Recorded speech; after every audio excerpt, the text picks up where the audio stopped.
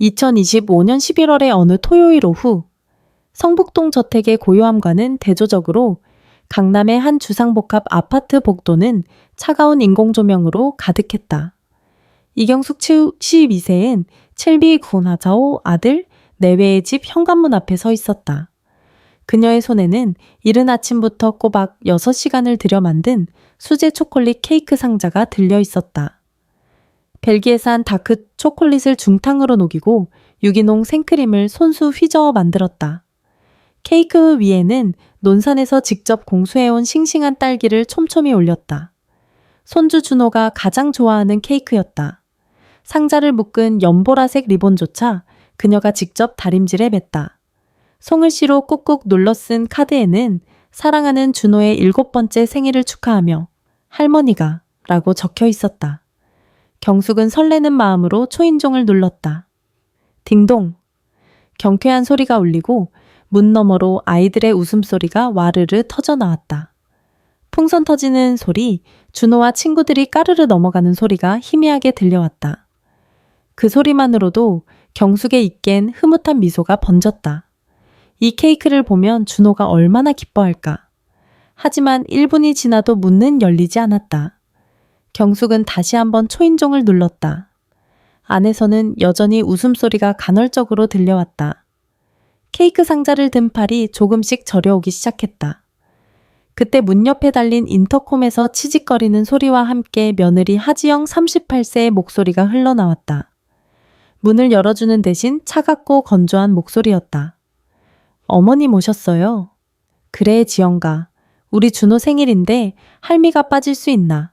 케이크 만들었어. 경숙이 상자를 살짝 들어 보이며 말했지만 인터콤 카메라 너머의 며느리는 보이지 않는 듯했다. 잠시 침묵이 흘렀다.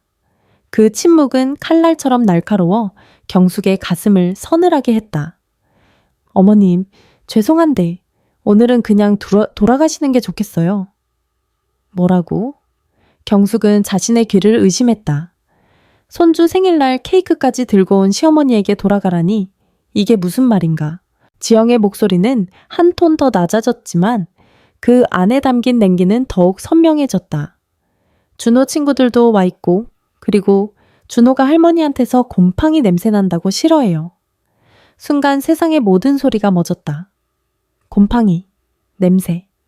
그 두 단어가 비수처럼 날아와 경숙의 심장에 박혔다. 온몸의 피가 차갑게 식는 듯했다. 복도를 오가는 이웃의 발소리도 엘리베이터가 움직이는 기계음도 문 안에서 들려오던 아이들의 웃음소리마저도 아득하게 멀어졌다. 그녀는 그저 케이크 상자를 든 채 현관문 앞에 얼어붙었다. 지영아, 방금 뭐라고? 경숙이 떨리는 목소리로 겨우 되물었을 때 인터콤은 이미 꺼져 있었다. 대답 대신 문틈으로 희미한 대화 소리가 새어나왔다. 며느리 지영의 목소리가 아니었다. 조금 더 나이 든 교양 있는 척하지만 어딘가 경박한 억양의 여자 목소리였다. 아휴, 그냥 들어오시라 하지 그랬니. 그래도 생일 케이크까지 사오셨는데. 됐어, 엄마. 솔직히 저 케이크 누가 먹는다고. 촌스럽게.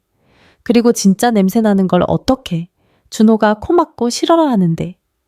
며느리 하지영의 대답에 이어 키득거리는 웃음소리가 들렸다. 나이 들면 다 그래. 본인들은 절대 모르지. 그 퀴퀴한 냄새. 우리 집 소파에 앉으시는 것도 싫다니까. 두 여자의 웃음소리가 겹쳐지며 복도를 울렸다. 경숙은 천천히 고개를 숙여 손에 들린 케이크 상자를 내려다보았다. 정성껏 묶은 연보라색 리본, 삐뚤빼뚤하지만 진심을 담아 쓴 송글씨 카드.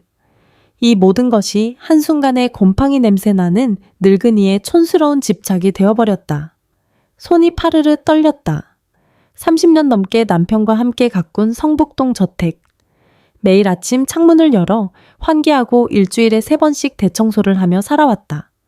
평생을 단정하고 깨끗하게 살아왔다고 자부했다. 그런데 곰팡이 냄새라니. 아니, 문득 깨달았다. 그들이 말하는 것은 집의 냄새가 아니었다. 늙어버린 나 자신, 쓸모없어진 나 자신, 귀찮은 짐이 되어버린 나 자신. 그것이 바로 곰팡이였다. 경숙은 천천히 허리를 숙였다. 아픈 무릎에서 삐걱 소리가 났다. 차가운 대리석 바닥 위에 케이크 상자를 조심스럽게 내려놓았다. 마치 소중한 것을 버리는 의식처럼 아주 느리고 신중한 동작이었다. 쾅! 문 안에서 무언가 터지는 소리가 나더니 아이들이 다시 자지러지게 웃기 시작했다. 할머니 없이도, 할머니가 만든 케이크 없이도 저토록 즐겁고 행복해 보였다. 경숙은 천천히 몸을 돌렸다. 뒤돌아보지 않았다. 바닥에 덩그러니 남겨진 케이크 상자를 다시 보지 않았다. 그녀는 길고 차가운 복도를 따라 걷기 시작했다. 한 걸음 한 걸음이 천근만근 무거웠다.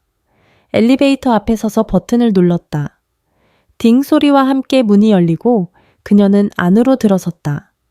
닫히는 문틈으로 천리식 저 4호의 웃음소리가 마지막으로 새어나왔다.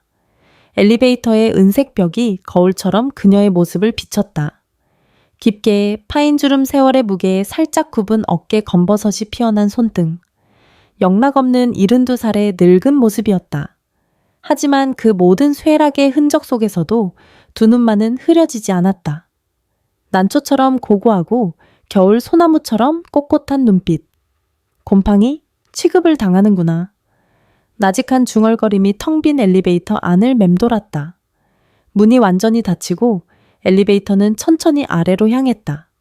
그날 밤 경숙은 성북동 저택의 심장과도 같은 온실에 홀로 앉아 있었다.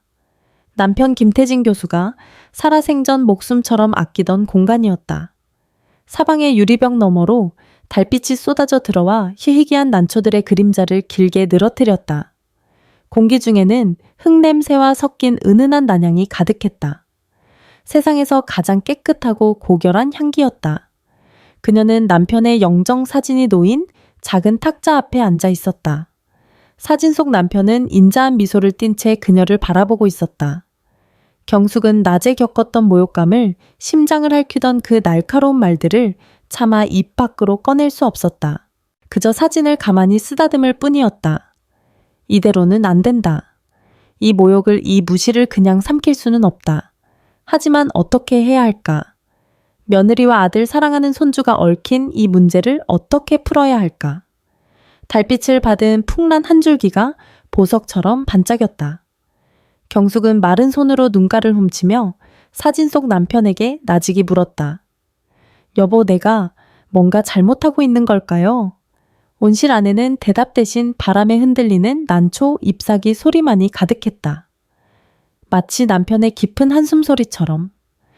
곰팡이 냄새라는 말이 심장에 박힌 지 사흘째 되던 날 오후였다. 이경숙은 온실에서 가장 아끼는 춘란춘란에 물을 주고 있었다.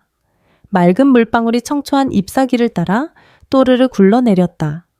그때 클래식 음악이 흐르던 거실에서 전화벨이 울렸다. 아들 성우 46세였다. 엄마 잘 지내시죠? 수화기 너머 아들의 목소리는 어색한 활기로 가득 차 있었다. 마치 누군가 옆에서 시켜서 억지로 연기하는 사람처럼. 경숙은 물뿌리개를 내려놓으며 낮게 대답했다. 그래, 무슨 일이냐? 아, 그게 장모님께서 정식으로 인사드리고 싶다고 하셔서요. 오늘 저녁에 괜찮으세요? 지영이 엄마가 꼭 한번 찾아뵙고 싶다고. 장모. 며느리 하지영의 어미 최은희 60세. 경숙은 결혼식 때도 비자 문제로 참석하지 못했다던 그 여자의 얼굴을 떠올리려 애썼지만 기억나지 않았다. 손주 생일날 문 너머에서 며느리와 함께 자신을 조롱하던 그 목소리만이 귓가에 생생했다. 경숙의 침묵이 길어지자 성구가 다급하게 덧붙였다. 엄마 장모님이 곧 미국으로 돌아가셔야 해서요. 딱 한 번만. 네. 아들의 목소리에 섞인 애원은 경숙의 마음을 무겁게 찔렀다. 아들은 아마 아무것도 모를 것이다. 제 아내가 제 장모가 어미에게 무슨 짓을 했는지. 경숙은 짧은 한숨과 함께 대답했다. 알았다. 저녁 준비해 놓으마. 그날 저녁 30년간 수많은 손님을 맞았던 성북동 저택의 식탁은 유난히 차갑게 느껴졌다. 경숙은 남편이 생전에 쓰던 최고급 백자 그릇을 꺼내고 아들이 좋아하는 갈비찜과 계절 나물들을 정갈하게 차려냈다. 모든 것이 완벽했지만 음식을 준비하는 내내 마음 한구석이 얼음장 같았다. 저녁 7시 정각, 현관문 초인종이 울렸다. 성우와 지영, 그리고 화려한 차림의 한 여자가 함께 들어섰다. 최은혜은이었다. 명품 브랜드 로고가 은은하게 박힌 트위드 투피스 과하다 싶을 정도로 반짝이는 보석들. 교양을 연기하려 애쓰는 몸짓과 달리 그녀의 눈은 집 안 구석구석을 훑으며 빠르게 무언가를 계산하고 있었다. 처음 뵙겠습니다, 사부인. 제가 최은희예요. 그동안 찾아뵙지 못해 정말 죄송합니다. 은희는 과장된 몸짓으로 허리를 숙였지만 그 눈빛은 경숙이 아닌 것일 벽에 걸린 고구 박숙은 화백의 그림에 꽂혀 있었다. 아이고, 말씀 편히 하세요. 경숙이 차갑게 응수하자 은희는 어색하게 웃으며 집 안을 둘러봤다. 이야, 집이 정말 대궐 같네요. 박물관 같아요. 관리하시려면 정말 힘드시겠어요. 동정을 가장한 말 속에는 날카로운 가시가 숨어 있었다. 이런 큰 집에 혼자 사는 늙은이라는 비아냥이었다. 어머니 장모님께서 집 구경하고 싶으시다고. 지영이 옆에서 거들자 은희는 기다렸다는 듯 손뼉을 쳤다. 그래도 될까요? 사부인 남편 되시는 분이 유명한 교수님이셨다고 들었어요. 그분의 안목이 깃든 곳이라니 정말 궁금하네요. 경숙은 아무 말 없이 그들을 이끌었다. 은희는 서재의 고서들을 보며 어휴, 이런 건 먼지만 쌓이죠? 라고 중얼거렸고 2층 복도를 지나며 난방비가 만만치 않겠어요? 라고 혀를 찼다. 모든 감탄사 뒤에는 돈과 실용성에 대한 계산이 깔려 있었다. 문제는 경숙의 개인 화실화시에서 터졌다. 남편의 온실과 더불어 그녀에게 가장 신성한 공간이었다. 화실 중앙에는 그녀가 몇 달째 공들여 그리고 있는 묵난도 모란투가 이젤 위에 놓여 있었다. 어머나, 사부인, 그림도 그리세요? 취미가 참 고상하시네요. 은하이는 와인잔을 든 채 그림 앞으로 다가섰다. 그리고 바로 그때 그녀가 어머 하는 짧은 비명과 함께 휘청겼다. 손에 들려있던 레드 와인잔이 기울어지며 붉은 액체가 하얀 화선지 위로 폭포수처럼 쏟아졌다. 먹으로 그린 난초의 고결한 자태 위로 피처럼 붉은 와인이 흉측한 얼룩을 남겼다. 어머, 어떡해. 제가 발을 헛디뎌서. 죄송해요, 사부인. 이거 비싼 건가요? 진심 없는 사과였다. 그녀는 그림의 예술적 가치나 경숙의 노력을 걱정하는 것이 아니었다. 오직 가격만을 물었다. 경숙은 대답 대신 조용히 다가가 마른 천으로 와인을 닦아냈다. 하지만 이미 늦었다. 몇 달간의 노력이 한순간에 물거품이 되었다. 그녀의 등 뒤로 지영과 은희가 눈빛을 교환하는 것이 느껴졌다. 분위기는 식탁에서 절정에 달했다. 정성껏 차린 음식 앞에서 은희는 작정했다는 듯 본론을 꺼냈다. 그런데 사부인 솔직히 말씀드려서요. 이 큰 집에서 혼자 지내시는 거 외롭지도 않으세요? 청소나 관리도 보통 일이 아닐 테고요. 경숙이 수저를 들여다 멈칫했다. 살만합니다. 에이, 그러시겠어요. 제가 강남에 잘 아는 실버타운이 있는데 거긴 식사부터 청소 의료 서비스까지 다 해결돼요. 친구분들 사귀기도 좋고요. 이 집 파시고 남는 돈으로 편안하게 여생을 즐기시는 게 지영이 기다렸다는 듯 맞장구를 쳤다. 맞아요, 어머니. 저희도 그게 마음이 편해요. 여기는 너무 외져서 저희가 자주 찾아뵙기도 힘들잖아요. 준호도 그렇고. 차라리 저희 집 가까운 아파트로 오시면 아들 성우는 아내와 장모의 협공에 눈치만 보며 갈비찜만 뒤적이고 있었다. 그는 애써 경숙의 눈을 피했다. 엄마 장모님 말씀도 일리가 있어요. 이 집 관리하시기 힘들잖아요. 아빠 추억이 깃든 건 알지만 이제 엄마 인생을 사셔야죠. 추억 인생? 그럴듯한 단어들로 포장했지만 결국 그들의 목표는 하나였다. 이 집. 남편의 피와 땀 경숙의 인생이 담긴 이 집을 팔아치우려는 것. 경숙은 천천히 수저를 내려놓았다. 그리고 맞은편에 앉은 세 사람을 차례로 훑어보았다. 탐욕에 번들거리는 최은희의 눈 조바심으로 초조해하는 며느리 하지영의 얼굴, 그리고 죄책감과 무력감에 고개조차 들지 못하는 아들 김성우. 그녀는 자리에서 조용히 일어섰다. 이 집은 부동산이 아닙니다. 내 남편의 일생이고 나의 인생이에요. 돈으로 환산할 수 있는 게 아니란 말입니다. 더 할 얘기 없으면 이만 돌아가들 주시지요. 목소리는 낮고 조용했지만 그 안에 담긴 무게감은 식탁 위의 공기를 얼어붙게 만들었다. 결국 그날 저녁 식사는 그렇게 파국으로 끝났다.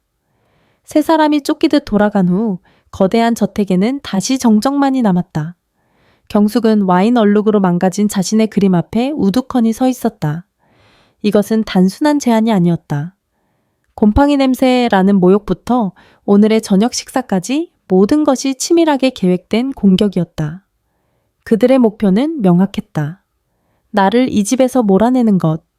불현듯 등골을 타고 오싹한 한기가 흘렀다. 만약 그들의 계획이 단순히 집을 파는 것에서 그치지 않는다면, 만약 더 깊고 더 악랄한 무언가를 노리고 있다면 경숙의 뇌리를 스치는 것이 있었다. 남편이 임종 직전 그녀의 손을 잡고 피를 토하듯 남겼던 마지막 유언. 경숙 서재 지하에 있는 금고. 그 안에 든 금고의 2개가 당신의 마지막 방패야. 무슨 일이 있어도 그걸 지켜야 해. 경숙의 발걸음이 다급해졌다. 그녀는 화실을 나와 곧장 남편의 서재로 향했다. 낡은 떡갈나무 책장 뒤 비밀 장치로 가려진 지하 와인 저장고로 통하는 문이 있었다. 그곳에 남편이 남긴 마지막 보루가 있었다. 경숙은 떨리는 손으로 비밀번호를 눌렀다. 삐비빅, 기계음과 함께 어둠 속으로 향하는 계단이 모습을 드러냈다. 서재 책장 뒤에 숨겨진 계단은 깊고 어두웠다. 한 걸음 내디딜 때마다 서늘하고 묵직한 공기가 경숙의 발목을 휘감았다. 이곳은 단순한 와인 저장고가 아니었다. 남편 김태진 교수가 외부의 방해 없이 연구에 몰두하고 가장 소중한 것들을 보관하던 비밀의 공간이었다. 경숙조차 남편 사후에는 거의 내려와 본 적이 없었다. 계단 끝에서 스위치를 켜자 백열등이 깜빡이며 지하 공간을 희미하게 밝혔다. 잘 숙성된 와인들의 묵은 포도향과 오래된 종이 냄새가 뒤섞여 코끝을 찔렀다.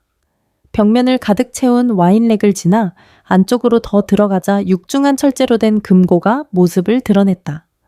높이 1m 남짓의 구식 다이얼 금고. 남편이 독일에서 직접 주문 제작한 것이었다. 경숙은 목에 걸고 있던 작은 백금 열쇠 목걸이를 꺼냈다. 남편의 유품이자 이 금고를 열 수 있는 유일한 열쇠였다. 땀으로 축축해진 손이 미세하게 떨렸다. 제발 아니기를. 내가 너무 과민하게 반응하는 것이기를. 그녀는 익숙하게 다이얼을 돌렸다. 남편의 생년월일과 자신의 생년월일을 조합한 비밀번호. 딸깍딸깍 기계가 맞물리는 소리가 고요한 지하 공간에 유난히 크게 울렸다. 마지막 번호까지 맞춘 후 백금 열쇠를 꽂아 돌렸다. 끼익, 녹슨 경첩이 비명을 지르며 두꺼운 철문이 천천히 열렸다. 금고 안은 벨벳 천으로 마감되어 있었다. 맨 위 칸에는 집문서와 등기 권리증, 그리고 남편이 아끼던 만년필 같은 자잘한 유품들이 가지런히 놓여 있었다. 모든 것이 제자리에 있었다. 경숙은 떨리는 손으로 그 아래 붉은 비단 보자기로 덮인 상자를 꺼냈다.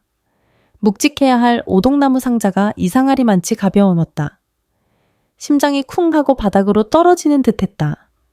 그녀는 서둘러 보자기를 풀고 상자 뚜껑을 열었다. 텅 비어 있었다. 아니, 정확히는 절반이 비어 있었다. 원래 그곳에는 가문의 인장이 새겨진 1kg짜리 황금 금고에 2개가 나란히 놓여 있어야 했다. 하지만 지금 상자 안에는 금괴 하나만이 외롭게 자리를 지키고 있을 뿐이었다. 나머지 한쪽 자리는 싸늘한 빈 공간만이 덩그러니 남아 있었다. 아? 경숙의 입에서 터져나온 것은 비명이 아닌 힘없는 탄식이었다. 다리에 힘이 풀려 그 자리에 주저앉을 뻔했다. 그녀는 금고 문에 몸을 기댄 채 텅 빈 상자 안을 망연자실하게 내려다보았다. 사라졌다. 남편이 마지막 방패라 부르던 그것이 온실을 지키고 그녀 자신을 지키라던 유산의 절반이 감쪽같이 사라졌다. 이 금고의 존재를 아는 사람은 자신과 죽은 남편뿐이었다. 비밀번호는 두 사람의 생일 조합이었고 열쇠는 단 하나 지금 그녀의 손에 들린 이것뿐이었다. 외부 침입의 흔적은 전혀 없었다. 그렇다면 이것은 외부인의 소행이 아니었다. 곰팡이 냄새, 이 집을 팔아서 편하게 사세요. 제가 발을 헛디뎌서. 며느리와 사돈의 얼굴, 그들의 말과 행동이 파노라마처럼 머릿속을 스쳐 지나갔다. 점들이 모여 하나의 선으로 이어지고 그 선은 끔찍한 진실을 향해 뻗어 있었다. 이것은 우연이 아니다. 명백한 계획이었다.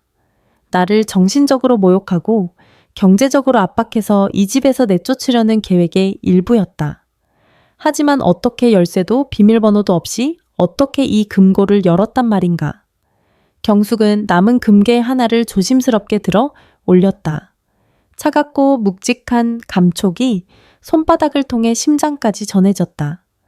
이것마저 빼앗길 수는 없었다. 이것은 단순한 황금이 아니었다. 남편의 유언이었고 지켜야 할 약속이었으며 자신의 존엄이었다. 분노가 슬픔과 절망을 밀어내고 뜨겁게 차오르기 시작했다. 자신을 벌레 보듯 하던 그들의 눈빛이 떠올랐다. 교양 있는 척 와인잔을 기울이며 자신의 그림을 망가뜨리던 그 위선적인 미소가 떠올랐다. 당신, 내가 이걸 꼭 지켜낼게요. 당신의 이름과 나의 자존심을 걸고. 경숙은 남은 금괴를 다시 상자에 넣고 금고 깊숙이 밀어 넣었다. 그리고 금고 문을 닫고 다시 잠갔다. 끼잇, 쇠가 맞물리는 소리가 마치 전쟁의 시작을 알리는 서곡처럼 들렸다. 지하 저장고를 나온 그녀의 눈빛은 더 이상 슬픔에 젖어 있지 않았다. 차갑고 이성적인 분노로 날카롭게 빛나고 있었다. 감정에 휩쓸려서는 안 된다. 증거를 찾아야 한다. 누가 언제 어떻게 이 짓을 저질렀는지 알아내야만 한다. 그녀는 곧장 2층 자신의 침실로 향했다. 서랍에서 작은 수첩과 펜을 꺼냈다. 그리고 기억나는 모든 것을 기록하기 시작했다. 손주 생일날의 대화, 저녁 식사 자리에서의 압박 그림을 망가뜨린 일, 그리고 최근 몇 달간 며느리가 했던 이상한 행동들. 어머님, 청소하기 힘드시죠? 제가 사람 불러서 집안 대청소 한번 해드릴게요. 열쇠 하나만 맡겨주시면 제가 수시로 와서 돌봐드릴 텐데 이 오래된 집은 보안이 너무 취약해요. 제가 아는 보안업체 있는데 한번 불러볼까요? 그때는 자신을 위하는 말인 줄 알았다. 하지만 지금 와서 보니 그 모든 것이 집안을 샅샅이 뒤지고 금고의 위치를 파악하며 열쇠를 복제할 기회를 노린 치밀한 사전 작업이었을지도 모른다는 생각에 소름이 끼쳤다. 수첩을 덮은 경숙은 창가로 다가가 밖을 내다보았다. 달빛 아래 성북동의 부촌이 고요하게 잠들어 있었다. 모두가 평화로운 밤 이 거대한 저택 안에서 그녀는 홀로 보이지 않는 전쟁을 준비하고 있었다. 혼자서는 힘들 것이다. 믿을 수 있는 조력자가 필요했다. 경숙은 망설임 없이 전화기를 들었다. 그리고 단축번호 하나를 길게 눌렀다. 신호음이 몇 번 울리고 중후한 남자의 목소리가 들려왔다. 여보세요? 상철 씨. 나 경숙이에요. 늦은 시간에 미안합니다.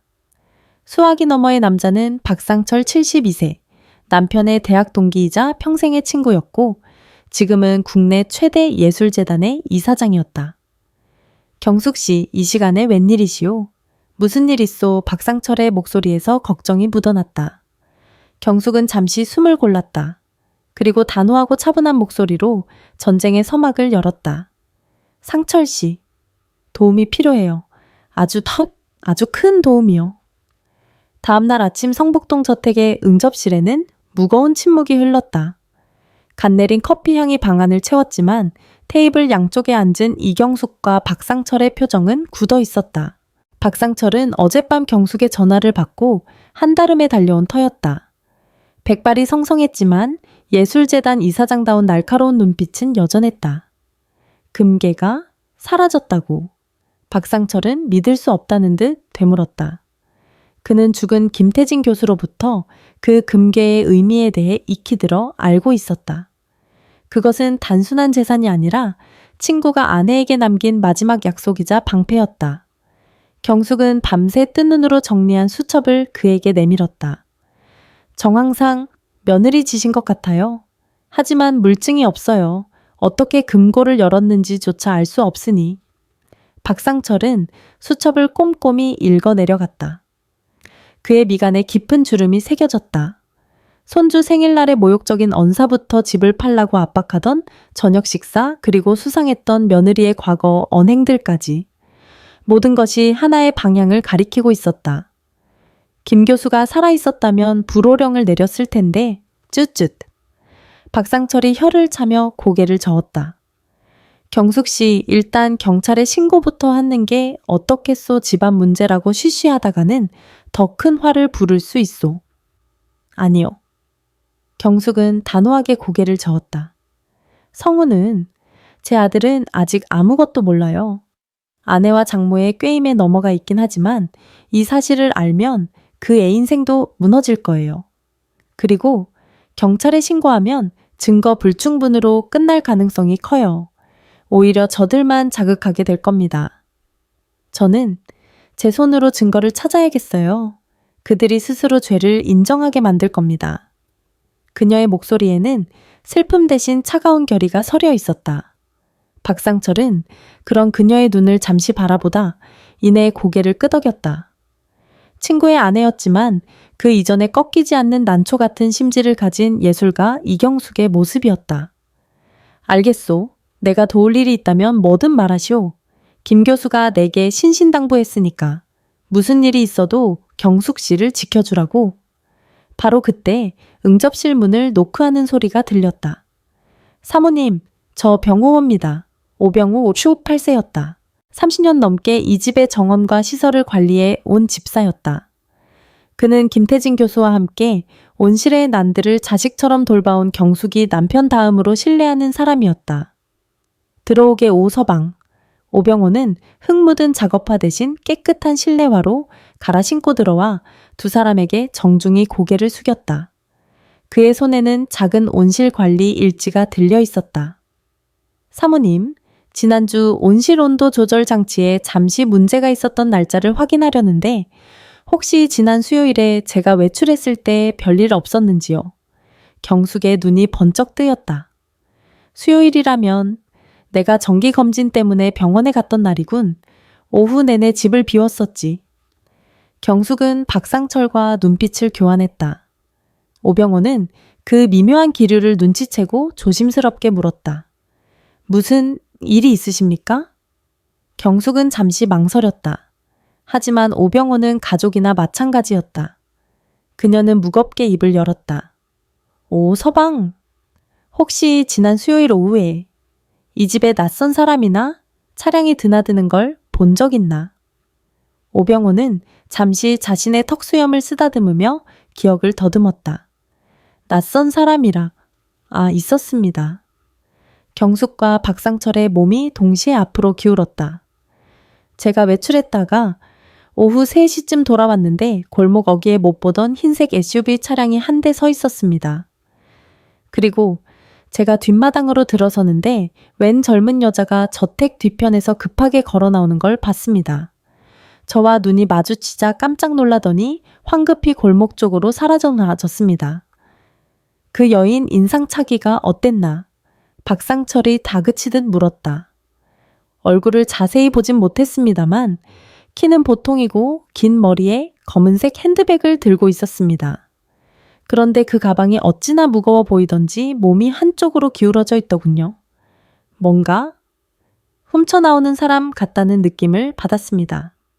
흰색 SUV, 며느리 하지영의 차였다. 퍼즐의 마지막 조각이 맞춰지는 순간이었다.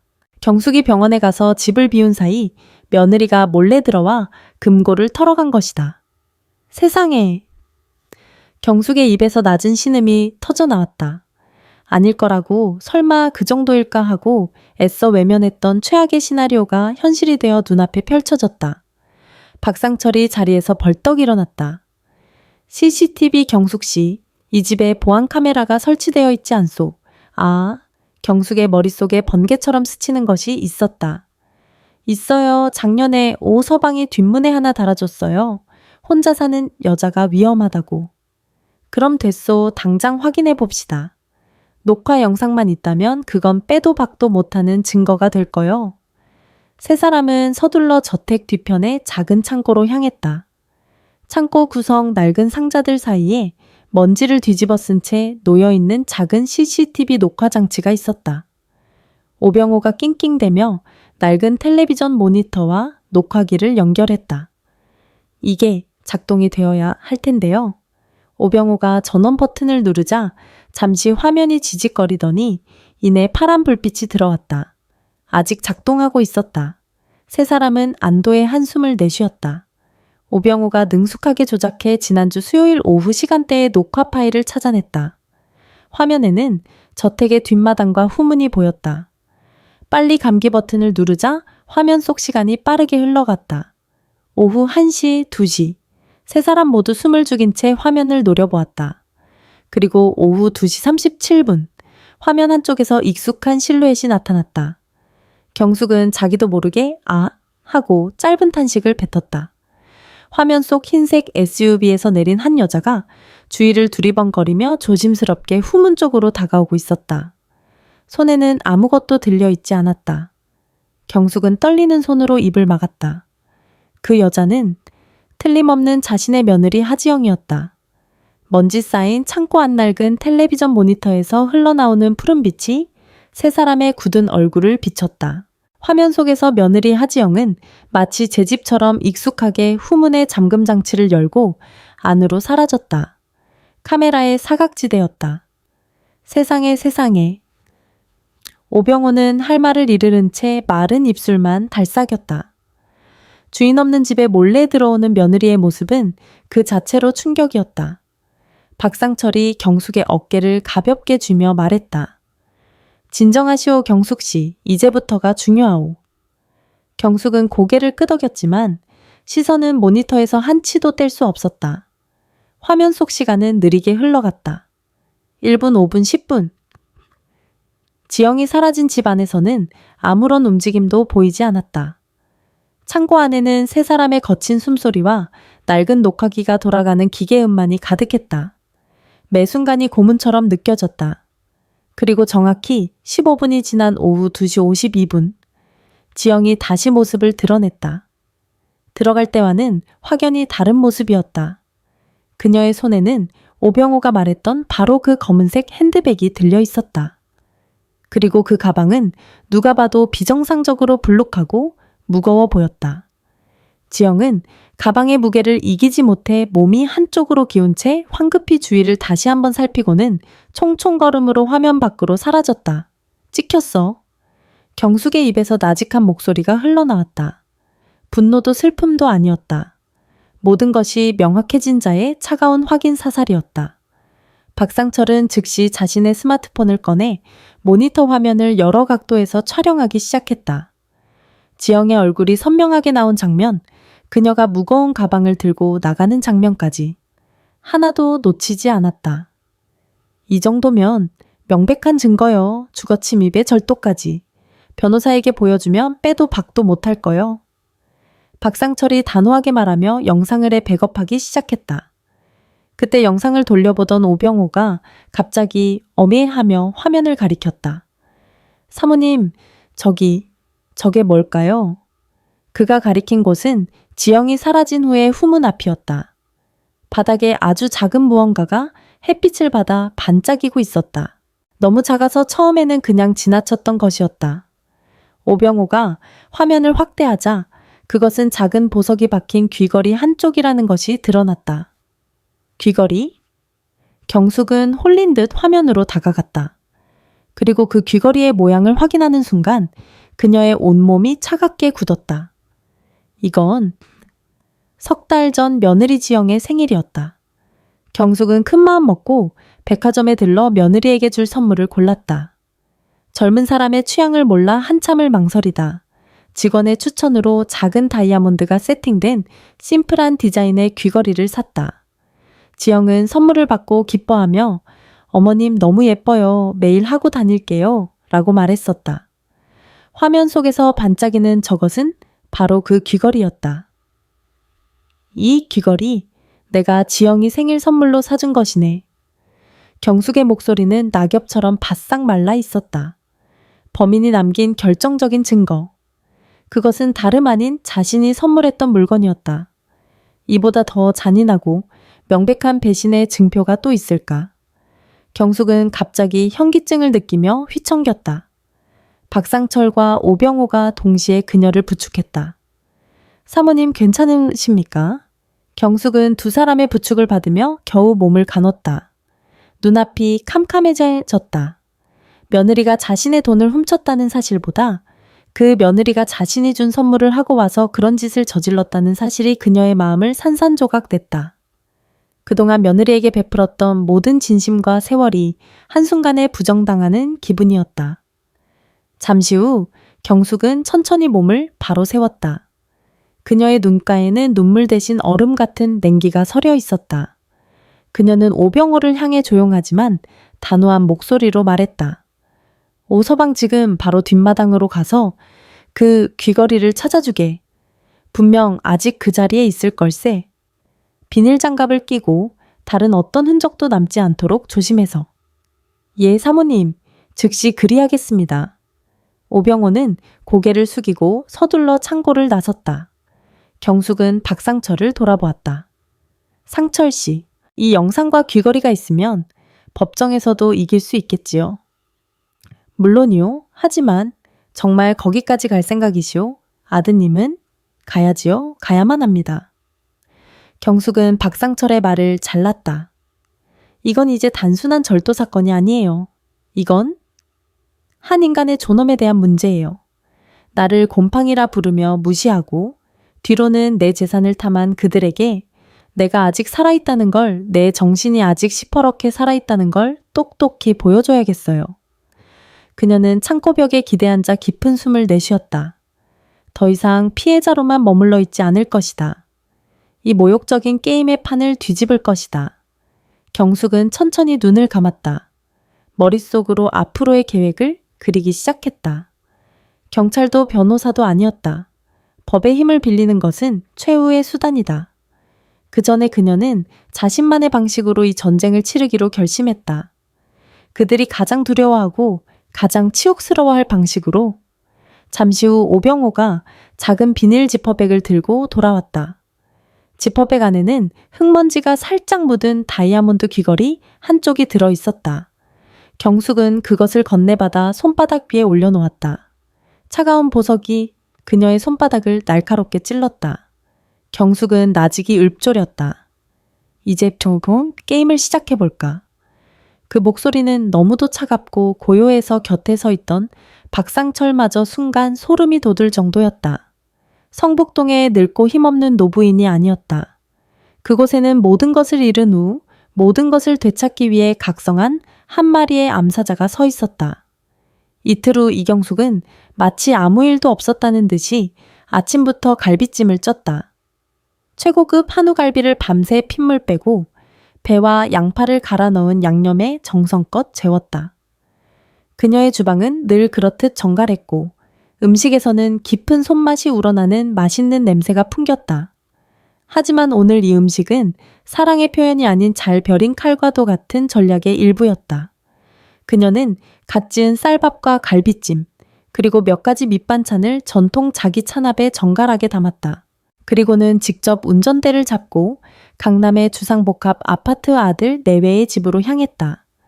일부러 아무런 연락도 하지 않았다. 기습은 모든 전략의 기본이었다. 딩동 초인종 소리에 문을 연 며느리 하지영은 경숙의 얼굴을 보고는 소스라치게 놀랐다.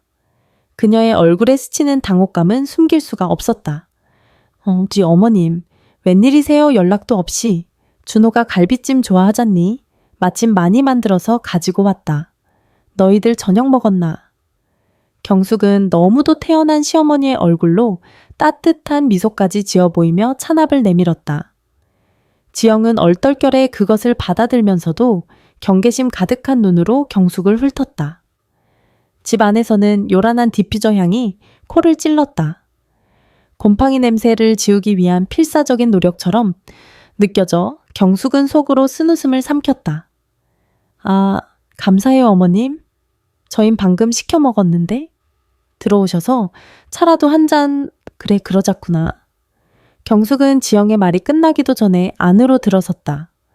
거실은 모델하우스처럼 흠잡을 데 없이 꾸며져 있었지만 사람 사는 온기는 느껴지지 않았다. 손주 준호가 거실에서 장난감을 가지고 놀다 경숙을 보고는 잠시 멈칫했다. 아이의 눈에 스치는 것은 반가움이 아닌 어색함과 회피였다. 며느리가 아이에게 무슨 말을 했는지 짐작이 가고도 남았다. 준호야 이리 온, 할미 좀 보자. 경숙이 손을 내밀었지만 준호는 슬금슬금 뒷걸음질쳐 제 방으로 쏙 들어가 버렸다. 지영은 더욱 안절부절 못하며 변명하듯 말했다. 애가 요즘 좀 낯을 가려서요. 어머님 여기 앉으세요. 경숙은 지영이 권하는 소파에 앉았다. 지영은 주방으로 가 분주하게 움직이더니 값비싼 찻잔에 캐모마일 차를 내왔다. 찻잔을 든 지영의 손끝이 미세하게 떨리고 있었다. 두 사람 사이에는 어색한 침묵이 흘렀다. 경숙은 일부러 아무 말도 하지 않고 그저 천천히 차를 마셨다. 침묵이 길어질수록 지영의 얼굴은 점점 하얗게 질려갔다. 그녀는 무슨 말을 해야 할지 몰라 입술만 깨물고 있었다. 마침내 경숙이 찻잔을 내려놓았다. 달그락 작은 소리가 거실의 정적을 날카롭게 갈랐다. 경숙은 핸드백에서 작은 비단 주머니를 꺼냈다. 그리고 그 안에서 지퍼백에 담긴 다이아몬드 귀걸이를 꺼내 테이블 위에 조심스럽게 올려놓았다. 지영가. 경숙의 부름에 지영의 어깨가 움찔했다. 이거 내 것 아니니? 지영의 시선이 테이블 위에 귀걸이에 닿는 순간 그녀의 얼굴에서 모든 핏기가 가셨다. 그녀는 자기도 모르게 자신의 귀를 만졌다. 한쪽 귀는 허전했다. 우리 집 서재 앞에서 주웠단다. 경숙의 목소리는 더없이 평온했지만 서재 앞에서라는 말에는 서슬퍼런 칼날이 숨어 있었다. 금고가 있는 바로 그곳. 이게 왜 거기서? 지영은 말을 심하게 더듬었다. 눈동자가 겁에 질려 마구 흔들리기 시작했다. 제가 거길 왜 가요? 어머님 아마 예전에 갔을 때 떨어뜨렸나 봐요. 그녀의 변명은 궁색하기 짝이 없었다. 경숙은 그런 며느리를 그저 물끄러미 바라보았다. 그 시선은 동정도 분노도 아닌 모든 것을 꿰뚫어도 보는 듯한 차가운 연민을 담고 있었다. 경숙은 마지막 확인 사살을 위해 조용히 입을 열었다. 그래, 그런데 이상하구나. 서방 말로는 지난 수요일 오후에 그 자리에 떨어져 있었다더구나. 내가 병원에 갔던 바로 그날 말이다. 지영의 입에서 흡 하고 숨 막히는 소리가 터져 나왔다. 모든 변명의 길이 막혔다. 시어머니는 모든 것을 알고 있었다. 경숙은 더 이상 아무 말도 하지 않았다. 비난도 욕설도 추궁도 없었다. 그녀는 그저 자리에서 조용히 일어섰다. 임무를 완수한 장수처럼 미련 없는 발걸음이었다. 갈비찜 식기 전에 준호 먹이렴. 그럼 가보겠다. 경숙이 현관을 향해 몸을 돌리자 등 뒤에서 지영이 무너지듯 소파에 주저앉는 소리가 들렸다. 저택으로 돌아오는 차 안에서 경숙은 처음으로 눈물을 흘렸다. 하지만 그것은 슬픔의 눈물이 아니었다. 자신의 손으로 아들의 가정을 깨뜨려야만 하는 참담함, 그리고 배신당한 인간의 깊은 고독이 담긴 눈물이었다. 한편 강남의 아파트에서는 경숙이 떠나자마자 지영이 허둥지둥 스마트폰을 찾았다. 공포에 질려 덜덜 떨리는 손으로 간신히 단축 번호를 눌렀다. 신호가 몇 번 가기도 전에 상대방이 전화를 받았다. 왜 그래? 무슨 일이야? 엄마 최은희의 목소리였다. 지영은 금방이라도 울음을 터뜨릴 듯한 목소리로 전화기에 대고 절규하듯 속삭였다. 엄마? 큰일 났어. 걸린 것 같아. 그 여자가 다 알고 있어? 며느리의 집에서 돌아온 다음 날 이경숙은 박상철을 자신의 화실로 불렀다. 최은희가 와인으로 망쳐놓았던 바로 그 묵난도는 한쪽에 치워져 있었고 그 자리에는 성북동 저택의 설계도가 펼쳐져 있었다. 박상철은 USB 하나를 경숙에게 건넸다. 알아봤소. 경숙 씨 말대로였소. 그의 목소리는 분노로 낮게 잠겨 있었다. 지난주 수요일 오후 3시 40분 강남의 한 귀금속 매입센터에서 1kg로 금괴 1개가 거래됐더군. 판매자는 하지영이라는 이름의 30대 여성이었고 거래 금액은 7,500만 원 현금으로 받아갔다고 하더군. 박상철은 감정평가사로 일했던 옛 후배를 통해 어렵지 않게 거래 기록을 확인할 수 있었다. 모든 퍼즐이 맞아떨어졌다. 경숙은 담담하게 고개를 끄덕였다. 이미 예상했던 바였다. 그녀는 설계도를 가리키며 말했다. 상철 씨 경찰에 신고하지 않겠어요? 뭐라고 이보시오, 경숙 씨. 이건 명백한 범죄요. 이렇게 확실한 증거가 있는데 왜?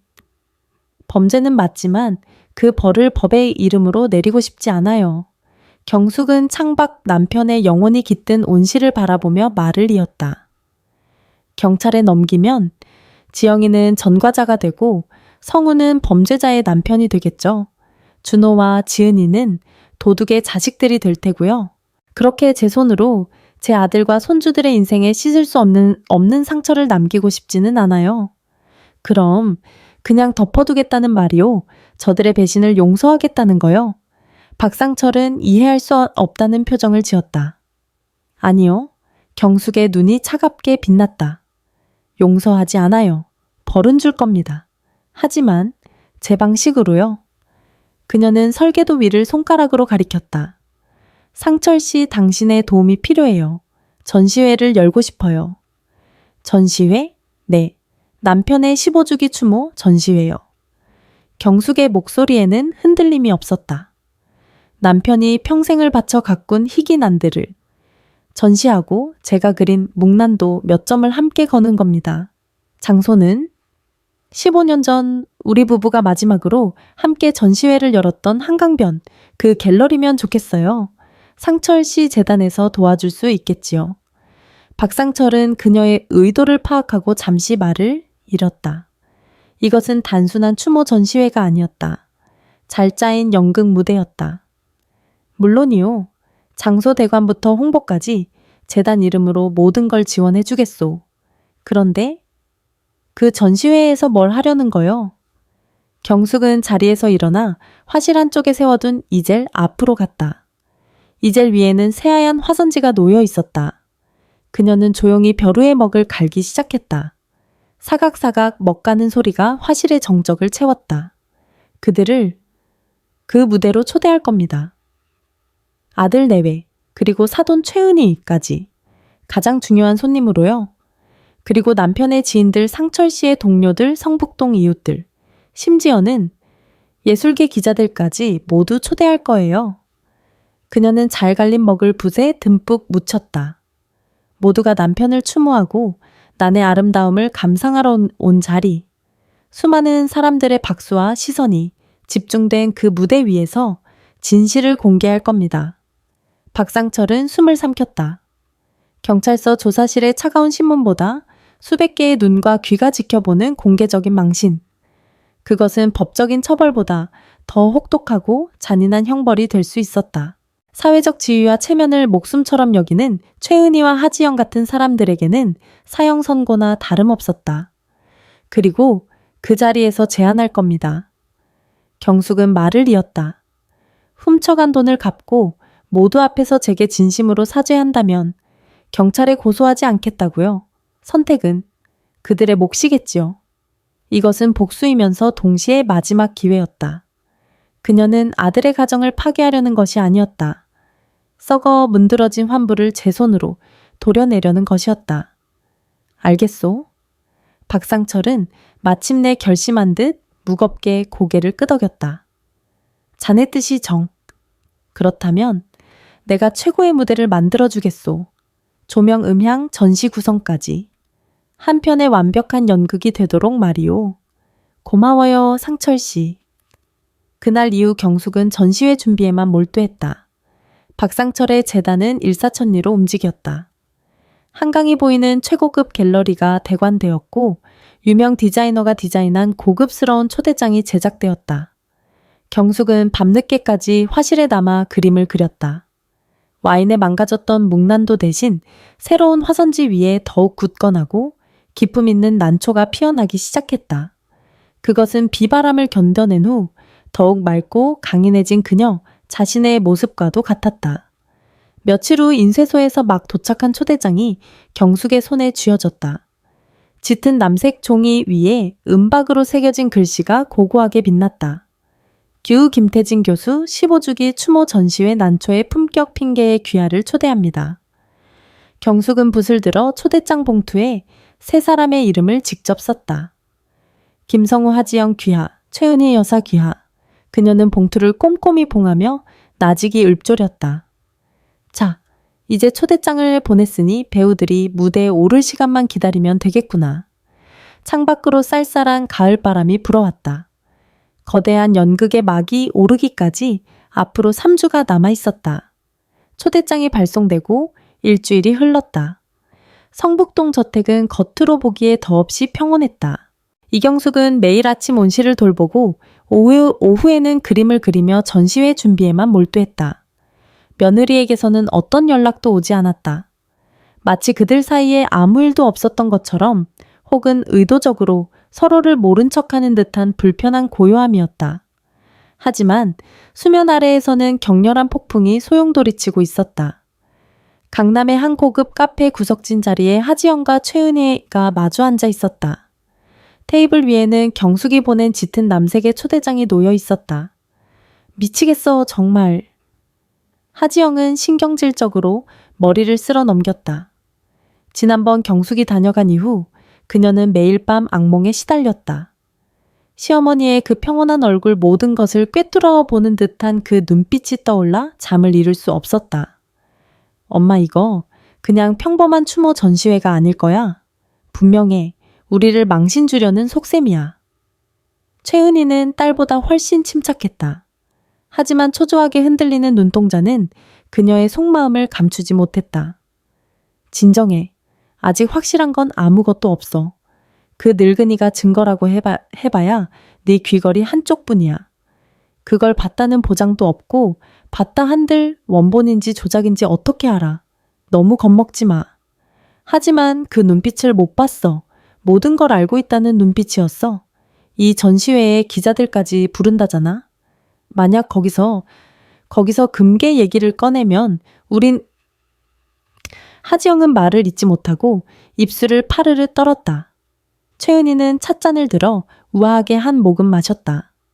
하지만 그 손은 미세하게 떨리고 있었다. 그래서 어쩔 셈인데 이제 와서 돈을 돌려주고 무릎이라도 꿇을까? 이미 늦었어. 네가 쓴 돈만 해도 얼마인데. 금괴를 판 돈 7,500만 원 중 최은희의 급한 빚을 갚은 3천만 원을 제외한 나머지는 고스란히 하지영의 사치스러운 생활을 유지하는 데 쓰이고 있었다. 명품 가방 아이들 과외비, 그리고 다른 학부모들과의 브런치 모임까지. 한번 맛본 꿀 같은 생활을 포기할 수는 없었다. 그럼 어떻게, 엄마? 일단 그 여자의 의도를 파악해야 해. 최은혜의 눈이 뱀처럼 가늘어졌다.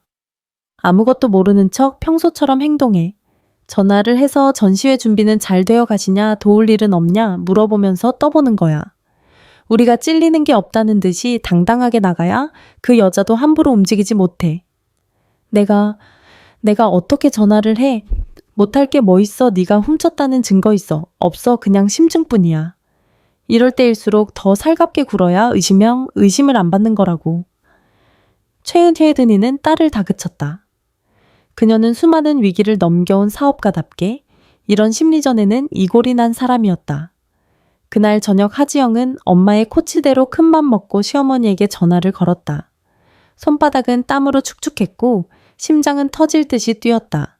여보세요. 수화기 넘어 시어머니의 목소리는 지극히 평온했다. 어머님, 저 지영이에요. 잘 지내시죠? 초대장 잘 받았어요.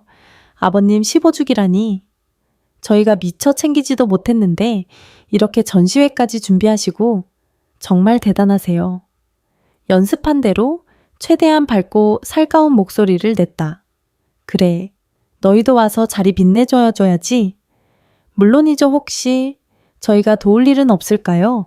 뭐 손님들께 드릴 답례품이라도 알아볼까요? 괜찮다. 다 알아서 준비하고 있으니 너는 그날 준호랑 지은이 예쁘게 입혀서 오기나 하렴. 대화는 너무도 평범하게 끝났다. 지영은 전화를 끊고 나서도 한동안 멍하니 있었다. 시어머니의 목소리에서는 어떤 의심이나 분노도 느껴지지 않았다. 정말 자기가 너무 과민하게 생각하는 걸까? 아니면 저 평온함 뒤에 더 무서운 계획이 숨어 있는 걸까? 한편 최은희는 다른 쪽으로 움직이고 있었다. 그녀는 자신이 아는 부동산 중개업자에게 전화를 걸었다. 김 사장 나예요. 성북동 그 저택 말인데 진행이 어떻게 되고 있어요? 그녀는 경숙이 곧 항복하고 집을 내놓을 것이라 믿어 의심치 않았다. 이번 전시회도 결국 돈이 부족해서 여는 쇼일 것이라 제멋대로 판단했다. 사모님 그게 저희가 몇 번이고 연락을 드렸는데 집주인께서 전혀 파실 의향이 없다고 완강하게 나오셔서요. 당분간은 힘들 것 같습니다. 뭐라고요? 그럴 리가 없는데. 최은희의 얼굴이 굳었다. 늙은 시어머니가 생각보다 훨씬 완강했다. 이대로 가다가는 집을 팔아남은 빚을 청산하고 재기하려던 자신의 계획이 모두 수포로 돌아갈 판이었다. 그녀는 초조해졌다. 전시회 전에 어떻게든 승부를 봐야 했다. 그날 밤 아들 성우가 퇴근하고 집에 돌아왔다. 지영은 남편에게 아무 말도 하지 않았다. 엄마와 장모가 꾸민 일을 알게 되면 소심하고 겁 많은 남편이 어떤 반응을 보일지 두려웠기 때문이다. 하지만 성우는 아내의 불안한 기색을 눈치챘다. 무슨 일 있어? 아까부터 표정이 왜 그래? 아니야, 아무것도. 그냥 어머님 전시회 때문에 신경이 좀 쓰여서. 전시회, 성구는 그제야 생각났다는 듯 말했다. 아, 맞다. 나도 초대장 받았지. 엄마도 참 혼자서 그런 걸 다 준비하시고 우리가 좀 더 신경 썼어야 했는데. 그는 순진하게도 아내의 불안을 시어머니를 챙기지 못한 죄책감 정도로만 여기고 있었다. 여보, 지영은 조심스럽게 남편을 떠보았다. 어머님, 요즘 좀 이상하지 않아 갑자기 돌아가신 아버님 추모 전시회라니? 뭐가 이상해. 혼자 계시니 적적하셔서 그러시겠지. 잘 됐어. 이번 기회에 사람들도 만나고 활기를 좀 찾으시면 좋지. 성우는 대수롭지 않게 대답하며 옷을 갈아입으러 방으로 들어갔다. 지영은 거실에 홀로 남아 불안하게 손톱을 물어뜯었다. 남편은 아무것도 모르고 있었다. 저렇게 태평한 남편과 모든 것을 알고 있을지도 모르는 시어머니 사이에서 그녀는 마치 살얼음판을 걷는 기분이었다. 그때 성구가 방에서 나오며 무심코 한마디를 던졌다. 아, 그러고 보니 엄마가 그러시더라. 전시회 날 우리 가족은 맨 앞자리에 앉아야 한다고. 제일 중요한 손님이니까. 지영의 심장이 쿵 하고 내려앉았다. 제일 중요한 손님. 그것은 따뜻한 배려가 아니었다. 그것은 공개 처형될 죄수를 위한 사형대의 맨 앞자리였다. 지영은 온몸의 피가 차갑게 식는 것을 느끼며 그 자리에 얼어붙었다. 고요함 속에 다가오는 폭풍의 전조가 그들의 숨통을 서서히 조여오고 있었다. 전시회를 일주일 앞둔 주말 저녁이었다. 김성우는 퇴근 후 소파에 파묻혀 녹초가 된 몸으로 TV를 보고 있었다. 그때 안방에서 아내 하지영이 잔뜩 격앙된 목소리로 누군가와 통화하는 소리가 들려왔다. 그러니까 내 말이 그 말이야, 엄마. 이건 보통 일이 아니라고. 맨 앞자리라잖아. 맨 앞자리. 장모님과 통화하는 모양이었다. 성우는 대수롭지 않게 채널을 돌렸다. 요즘 들어 아내는 어머니의 전시회 때문에 유난히 신경이 곤두서 있었다. 잠시 후 눈가가 벌개진 채 흥분을 감추지 못한 지영이 안방에서 뛰쳐나왔다. 그녀는 다짜고짜 TV 리모컨을 빼앗아 전원을 꺼버렸다. 여보, 성구가 짜증 섞인 목소리로 아내를 불렀다. 지금 뭐 하는 거야? 뭐 하는 거냐고. 당신 지금 이 상황에 TV가 넘어가. 지영의 목소리는 날카롭게 떨리고 있었다. 어머님, 전시회 말이야. 당신 정말 아무렇지도 않아. 전시회가 뭐, 아버님 추모한다는데 좋은 일이지. 당신 왜 그렇게 예민하게 굴어? 선구는 아내의 히스테리를 이해할 수 없었다. 좋은 일 순진한 소리 하고 있네. 지영은 거의 악을 쓰듯 소리쳤다. 그거 우리 망신 주려고 작정하고 여는 거야. 당신 어머니 보통 분 아니야. 당신만 모르고 있는 거라고. 하지영 성구도 언성을 높였다. 말 조심해. 우리 엄마가 왜 당신 망신을 줘? 당신이 뭘 잘못했는데? 내가 뭘 잘못했냐고. 지영의 눈에 눈물이 그렁그렁 맺혀졌다. 이제 그녀는 최은희의 코치대로 피해자를 연기하기 시작했다. 당신 어머니 나더러 곰팡이 냄새 난다고 했던 거 기억나. 그날 이후로 나를 얼마나 구박하고 무시했는지. 당신은 몰라. 이 집 저 집 사사건건 트집 잡고 이번 전시회에도 결국 나 하나 쫓아내려고 수많은 사람들 앞에서 망신 주려는 수작이라고. 그녀는 교묘하게 금계의 이야기는 쏙 뺀 채 자신이 당한 모욕만을 부풀려 늘어놓았다. 성우는 혼란스러워졌다. 어머니가 그럴 뿐은 아니라고 믿었지만 눈앞에서 눈물을 뚝뚝 흘리는 아내의 모습에 마음이 약해졌다.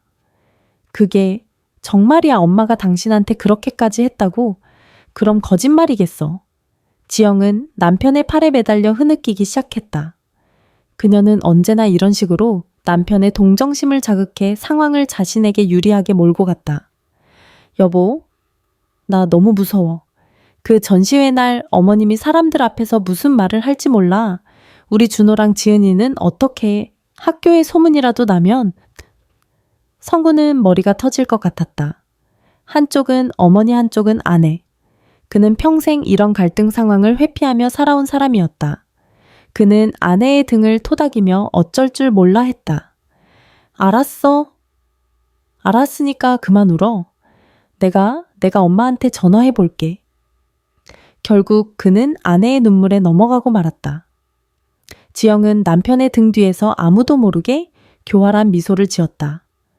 성우는 무거운 마음으로 휴대전화를 들고 베란다로 나갔다. 차가운 밤 공기가 그의 뜨거워진 머리를 식혀주었지만 마음은 여전히 무거웠다. 그는 심호흡을 한번 하고 어머니의 번호를 눌렀다. 그래, 아들. 수화기 넘어 어머니의 목소리는 언제나처럼 차분했다. 어머니, 저 성우예요. 성우는 어렵게 입을 뗐다. 다름이 아니라 전시회 말인데요. 그거 꼭 하셔야겠어요. 무슨 말이냐? 제발 그만하세요, 어머니. 성우의 목소리가 조금씩 격앙되기 시작했다. 아내의 눈물이 그의 이성을 마비시킨 탓이었다. 가족 망신시키는 일이에요. 사람들이 어머니랑 저희를 어떻게 보겠어요? 지영이가 요즘 그것 때문에 잠도 못 자고 힘들어해요. 수화기 너머에서 어머니의 긴 한숨 소리가 들려왔다. 성우야, 너는 내 아내가 어떤 사람인지 알기나 하니. 어머니, 성구는 버럭 소리를 질렀다. 지영이가 뭘 어쨌다고 그러세요? 어머니야말로 지영이한테 너무 심하신 거 아니에요. 곰팡이 냄새니 뭐니 모욕적인 말씀 하셨다면서요. 이젠 전시회까지 열어서 아예 매장하시려는 거예요. 그 말을 믿는구나. 어머니의 목소리는 허탈했다. 아들이 자신의 말이 아닌 며느리의 거짓말을 믿고 있다는 사실에 가슴이 무너져 내리는 듯했다. 하지만 성우는 이미 이성을 잃었다. 그는 아내를 지켜야 한다는 생각, 이 골치 아픈 갈등을 빨리 끝내고 싶다는 조바심에 사로잡혀 있었다. 어머니 부탁이에요. 제발 전시회 취소해 주세요. 내 가족끼리 왜 이래야 해요? 그럴 수 없다. 어머니의 대답은 단호했다. 그 순간 성우의 머릿속에서 무언가 툭 하고 끊어졌다. 그는 자기도 모르게 최후의 말을 내뱉고 말았다. 이 말이 어머니의 가슴에 얼마나 큰 대못을 박을지, 자신들의 관계를 어떻게 파국으로 몰고 갈지 생각하지 못한 채. 좋아요. 정 그렇게 나오시겠다 이거죠. 그의 목소리는 분노로 떨리고 있었다. 선택하세요, 어머니. 그깟 전시회예요. 아니면 이 아들이에요. 이 어머니가 끝까지 고집 부리시면 저 지영이랑 애들 데리고 이민이라도 갈 겁니다. 다시는 어머니 얼굴 안 봐요. 제사도 장례식도 찾아가지 않을 겁니다.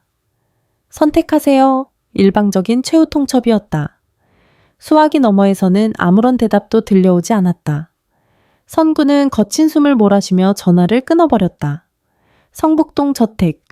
경숙은 통화가 끊긴 휴대전화를 든 채 창가에 우두커니 서 있었다. 전화기에서는 뚜뚜 하는 차가운 기계 음만이 반복해서 들려왔다. 아들이 자신을 버렸다. 진실을 외면한 채 도둑의 편에 서서 어미의 가슴에 비수를 꽂았다. 경숙은 천천히 휴대전화를 내려놓았다. 눈물이 뺨을 타고 흘러내렸다. 46년을 애지중지 키운 아들이었다.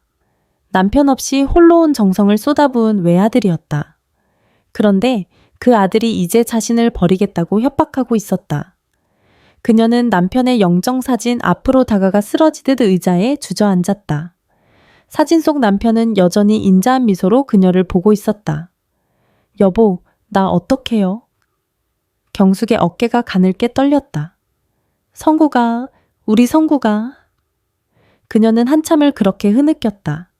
하지만 눈물이 마르자 그녀의 눈빛은 다시 차갑고 단단해졌다.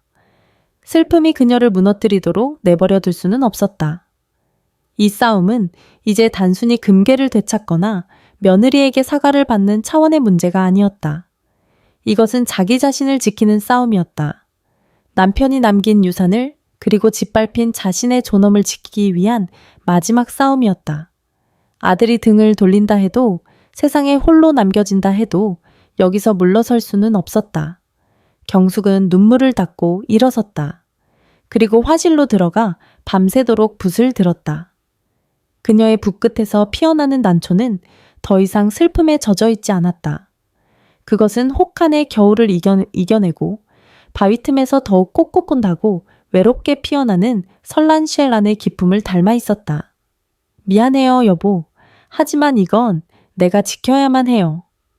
창밖으로 차가운 달빛이 그녀의 그림자를 길게 늘어뜨리고 있었다. 운명의 날이 이제 코앞으로 다가오고 있었다. 전시회 하루 전날, 서울 하늘에는 차가운 겨울비가 추적추적 내리고 있었다. 성북동 저택의 넓은 창 너머로 보이는 정원은 잿빛비에 젖어 스산한 분위기를 자아냈다. 이경숙은 아침부터 갤러리에 나가 최종 점검을 마치고 이른 오후에 집으로 돌아왔다. 집안은 전화벨 소리 하나 울리지 않을 정도로 고요했다. 아들에게서 최후 통첩을 받은 이후 정말로 아무런 연락도 오지 않았다. 아들도 며느리도 심지어 손주들마저도 마치 세상에 그녀 혼자만 덩그러니 남겨진 듯한 깊은 고독이 집, 안가득 내려앉았다. 경숙은 텅 빈 거실을 지나 자신의 화실로 들어갔다. 중앙에는 내일 전시의 대미를 장식할 마지막 설란도 쇠란투가 위풍당당하게 서 있었다.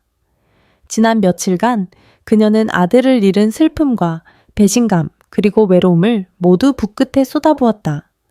그림 속 설란은 거친 눈보라가 몰아치는 깎아지른 절벽 위에서 세상의 모든 풍파를 견뎌낸 듯 고고하고 청가한 자태를 뽐내고 있었다.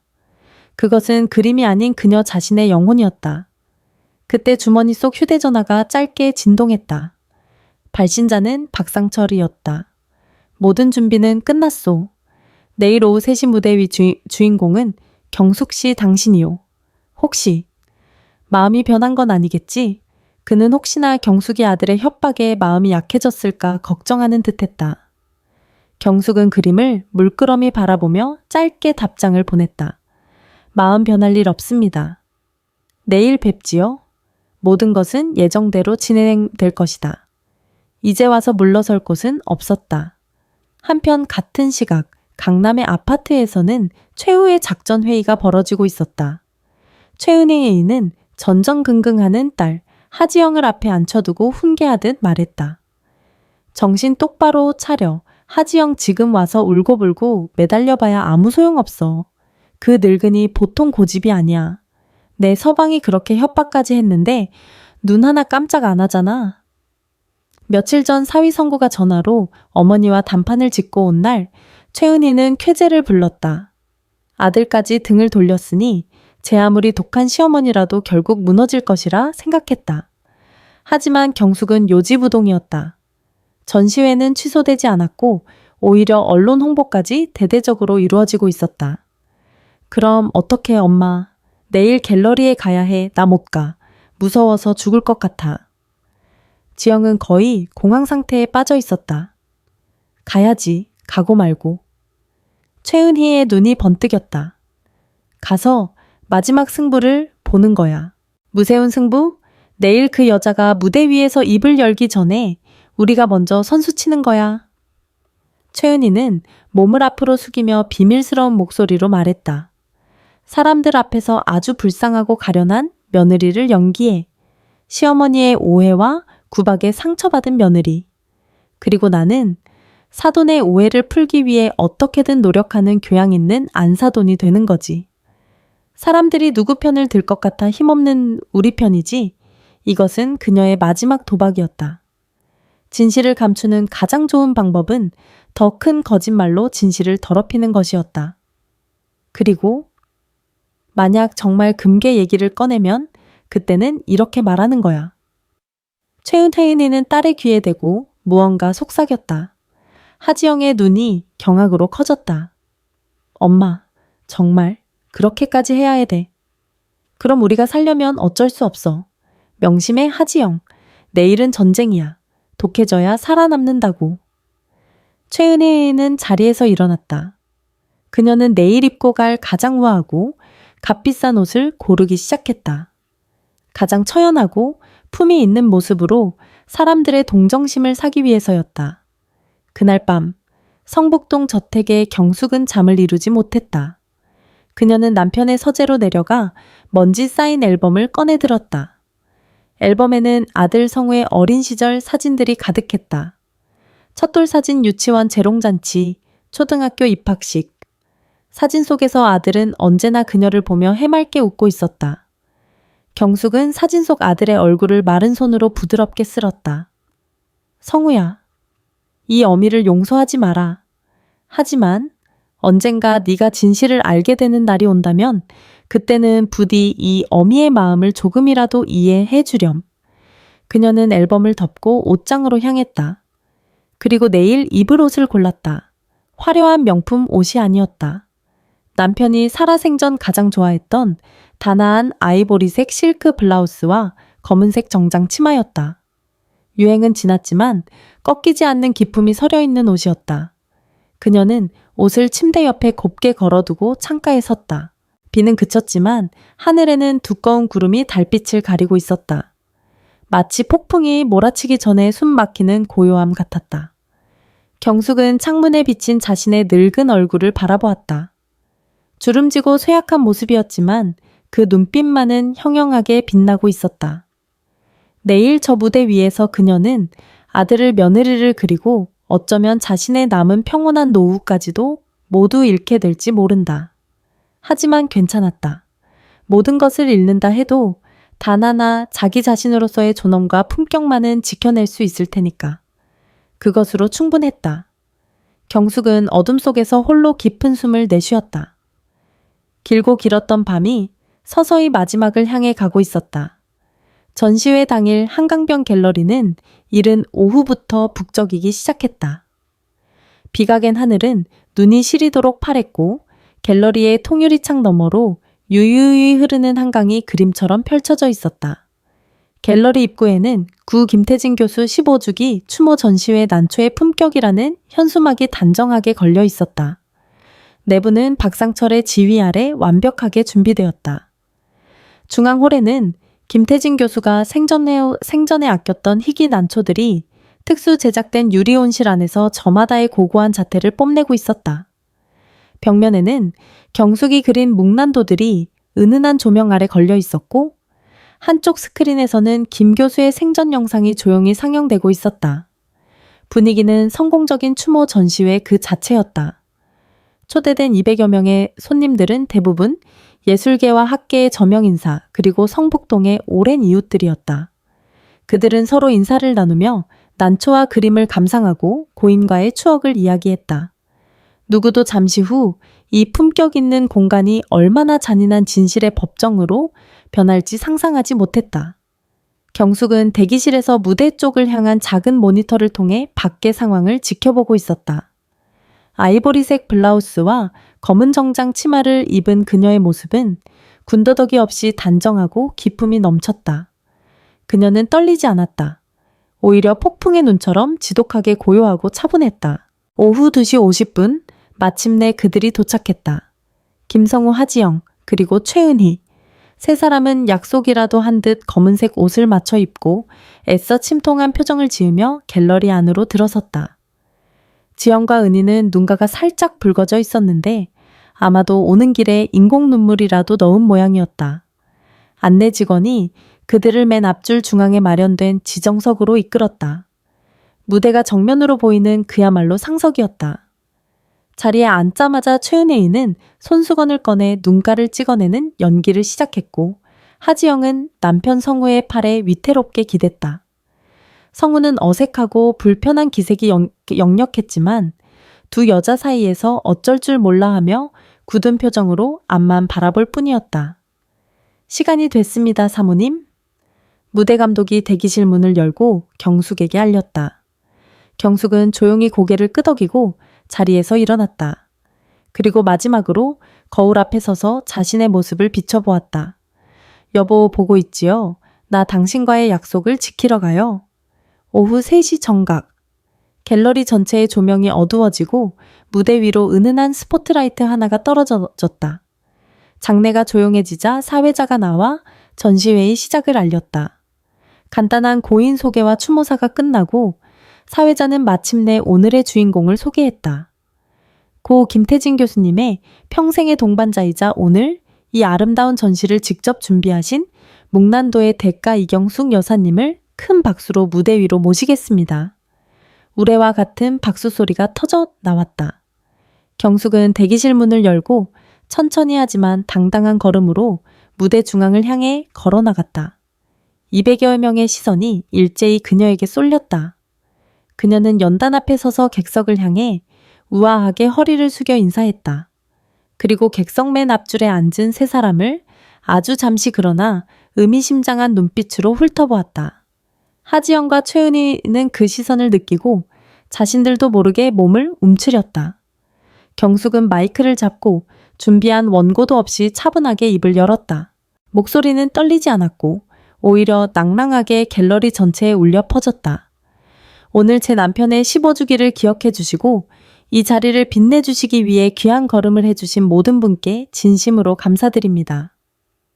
그녀는 남편과의 첫 만남, 함께 난초를 기르며 행복했던 시절, 그리고 성북동 저택에 깃든 수많은 추억들을 이야기했다.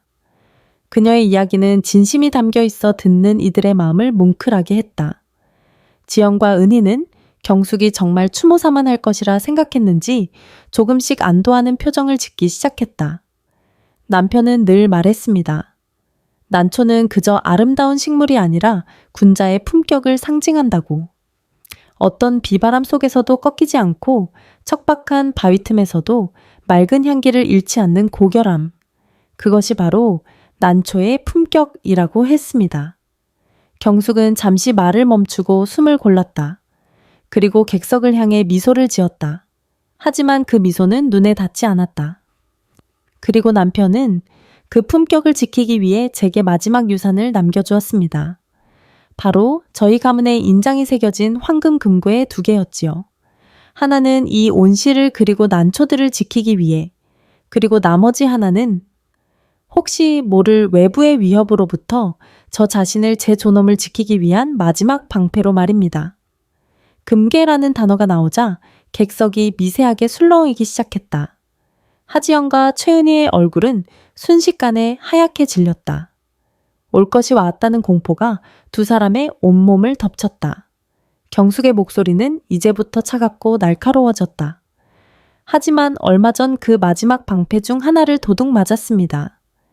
제 남편의 영혼과도 같은 그 유산을 제 집안에서 가장 믿었던 사람의 손에 의해 잃어왔습니다. 장내에는 완전한 침묵이 흘렀다. 사람들은 숨을 죽인 채 다음에 이어질 말을 기다렸다. 경숙은 맨 앞줄 사색이 된 며느리와 사돈을 똑바로 쏘아보며 말을 이었다. 저는 오늘 이 자리에서 단순히 남편을 추모하는 것을 넘어 더럽혀진 난초의 품격을 되찾고자 합니다. 그녀가 연단 옆에 놓인 작은 리모컨 버튼을 누르자 무대 뒤편의 거대한 스크린이 환하게 켜졌다. 객석의 모든 시선이 스크린으로 향했다. 이것은 한 달 전 저희 집 뒷마당에서 찍힌 영상입니다. 스크린에 나타난 것은 낯익은 성북동 저택의 후문이었다. 그리고 잠시 후 화면 안으로 명백하게 식별 가능한 한 여자의 얼굴이 걸어 들어왔다. 바로 하지영이었다. 객석 여기저기서 어머, 저 사람은 하는 나직한 탄성이 터져 나왔다. 쇼는 이제 막 시작되고 있었다. 거대한 스크린에 며느리 하지영의 얼굴이 클로즈업 되자 갤러리 안의 공기는 순간적으로 얼어붙었다. 하지영은 자신의 얼굴이 대역죄인처럼 스크린에 박제된 것을 보고 비명조차 지르지 못한 채 입술만 파랗게 질려갔다. 옆에 앉은 최은희 시인은 이성을 잃고 자리에서 벌떡 일어나 소리쳤다. 이게 무슨 짓이에요? 사부인 이건 명예훼손이에요. 저건 조작된 영상이라고요. 하지만 그녀의 바락과도 같은 외침은 이어지는 영상 앞에서 힘을 잃었다. 스크린 속 하지영은 익숙하게 비밀번호를 누르고 집 안으로 사라졌다가 15분 후 누가 봐도 무거워 보이는 검은 가방을 들고 나타나 황급히 사라졌다. 영상은 단 한순간의 끊김도 없는 원본이었다. 조작이 아닙니다. 경숙의 목소리가 갤러리 전체를 서늘하게 울렸다. 이것은 제 며느리가 제 아들이 아닌 다른 열쇠로 제 집 문을 열고 들어가는 장면입니다. 그리고 이것은 그녀가 놓고 간 물건이지요. 경숙이 리모컨을 다시 누르자 스크린의 화면이 바뀌었다. 흙먼지가 묻은 채 바닥에 떨어져 있던 다이아몬드 귀걸이. 사진이 화면을 가득 채웠다. 하지영은 자기도 모르게 자신의 허전한 귓불을 감싸 쥐었다. 제가 생일 선물로 주었던 귀걸이입니다. 금고가 있는 서재 앞에서 발견되었지요. 객석은 이제 경악을 넘어 충격으로 술렁이기 시작했다. 수군거리는 소리 나직한 탄식 소리가 여기저기서 터져 나왔다. 맨 앞자리에 앉은 김성우는 스크린과 아내의 얼굴을 번갈아 보며 창백해진 얼굴로 거친 숨을 몰아쉬었다. 그는 비로소 모든 조각들이 맞춰지는 것을 느끼며 자신이 얼마나 어리석었는지 깨닫고 있었다. 경숙은 마지막 쐐기를 박았다. 그리고 마지막으로 제 지인을 통해 확인한 거래 내역서입니다. 같은 날 오후 강남의 한 귀금속 매입센터에서 하지영 씨의 이름으로 금괴 1kg이 7,500만 원에 매입된 사실을 확인했습니다. 선명한 거래 내역서 사본이 스크린에 떠오르자 최은희는 다리에 힘이 풀린 듯 의자에 주저앉았다. 모든 것이 끝났다는 것을 직감했다. 경숙은 스크린 전원을 끄고 다시 한번 객석을 향해 몸을 돌렸다. 그녀의 시선은 이제 오롯이 무대 아래 세 사람에게 고정되어 있었다. 저는 경찰에 신고할 수도 있었습니다. 하지만 제 손으로 제 아들의 가정을 무너뜨리고 싶지는 않았습니다. 그녀의 목소리에는 슬픔과 분노가 뒤섞여 있었다. 저는 그저 사과를 받고 싶었습니다. 나를 곰팡이 냄새나는 늙은이 취급하며 인간으로서의 존엄을 짓밟은 것에 대해 내 남편의 마지막 유산을 훔쳐간 것에 대해 진심 어린 사과를 받고 싶었습니다. 경숙은 연단에서 천천히 내려왔다. 그리고 맨 앞줄, 완전히 넋이 나간 며느리와 사돈 앞에 섰다. 200여 명의 관객 수많은 스마트폰 카메라가 그들을 지켜보고 있었다. 하지영 최은희 씨, 경숙의 목소리는 낮았지만 그 어떤 고함보다도 무겁게 두 사람을 짓눌렀다. 나에게 할 말 없습니까? 그 순간 하지영의 무너진 어깨를 붙잡고 있던 최은희가 갑자기 무릎을 꿇었다. 그녀는 마지막 도박도 실패했다는 것을 깨닫고 가장 비굴한 생존 방식을 택한 것이다. 사부인 제가 죽을 죄를 지었습니다. 제가 딸을 잘못 가르쳤습니다. 다 제 탓입니다. 용서해 주십시오. 그녀는 바닥에 이마를 대고 울부짖기 시작했다. 하지영도 엄마를 따라 경숙의 발치에 엎드려 흐느꼈다. 어머니, 잘못했어요. 제가 정말 잘못했어요. 김성우는 그 모습을 차마 지켜보지 못하고 두 손으로 얼굴을 감싼 채 고개를 떨구었다. 그의 어깨가 수치심과 절망으로 가늘게 떨리고 있었다. 경숙은 무릎 꿇은 두 여자를 차갑게 내려다보았다. 그들의 눈물에서는 어떤 진심도 느껴지지 않았다. 그저 이 위기를 모면하기 위한 마지막 발악일 뿐이었다. 됐습니다. 경숙은 짧게 말했다. 일어나세요. 당신들의 사과는 저 무대 위의 난초들이 들었을 겁니다. 그녀는 더 이상 그들을 쳐다보지 않고 다시 무대 위로 올라갔다. 그리고 객석을 향해 마지막 인사를 했다. 여러분, 불미스러운 모습을 보여드려 송구스럽습니다.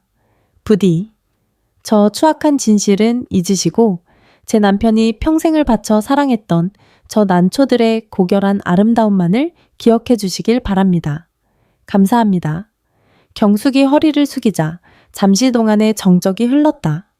그리고 이내 객석의 한쪽에서부터 박수 소리가 터져 나오기 시작했다. 그것은 처음에는 작고 망설이는 듯했지만 이내 갤러리 전체를 가득 채우는 크고 뜨거운 박수갈채로 변해갔다. 그것은 그림과 난초에 대한 찬사가 아니었다. 비바람 속에서도 꺾이지 않고 자신의 존엄을 지켜낸 한 인간에게 보내는 존경과 위로의 박수였다. 경숙은 무대 위에 당당히 서서 그 박수를 받았다. 72살 곰팡이 냄새에 취급받던 늙은 여자가 아니었다. 남편과의 약속을 그리고 자기 자신을 지켜낸 이경숙이었다. 3개월 후 에필로그 성북동 저택의 온실에는 따스한 봄 햇살이 가득했다. 경숙은 새로 피어난 풍란에 물을 주며 평화로운 오후를 보내고 있었다. 그날 이후 많은 것이 변했다. 최은희와 하지영은 결국 훔쳤던 돈을 모두 갚았다.